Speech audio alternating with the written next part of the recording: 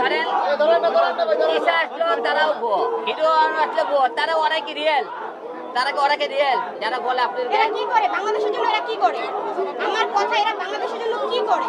তাদের মনে করে কোনো যোগ্যতা নাই, যে একদম বয়কট করার মতো যোগ্যতা নেই তাদের, তারা একটা হিরো আলম তৈরি করার মতো যোগ্যতাও তাদের নেই। যারা বয়কট করে তার যোগ্যতা কি আছে? তারা একটা হিরো আলম তৈরি করতে পারবে? তারা বয়কট করে তাদের কি যোগ্যতা আছে? তারা বয়কট করার যোগ্যতা রাখে?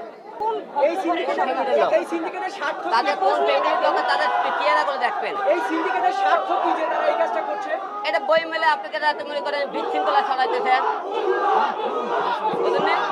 মনে করেন এইরকম বাংলাদেশের student please listen to here.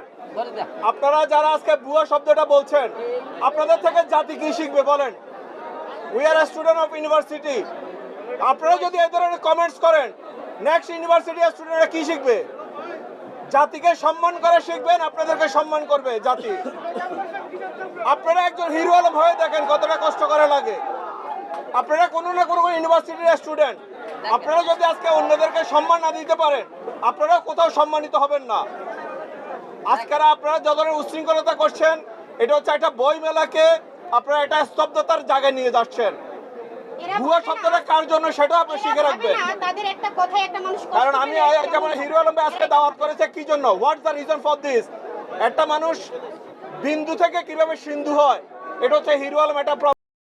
আমি যেগুলো অতীতে কি করছি, অতীতের জীবনটা আমি একটা সাক্ষাৎকার বলছি, কিন্তু অতীতের জীবনে কিছু হয়তো অংশ ছিল, সেই অংশটা হয়তো আপনারা টেলিভিশনের সাক্ষাৎকার শুনতেন, কিন্তু বাস্তবে শোনেননি।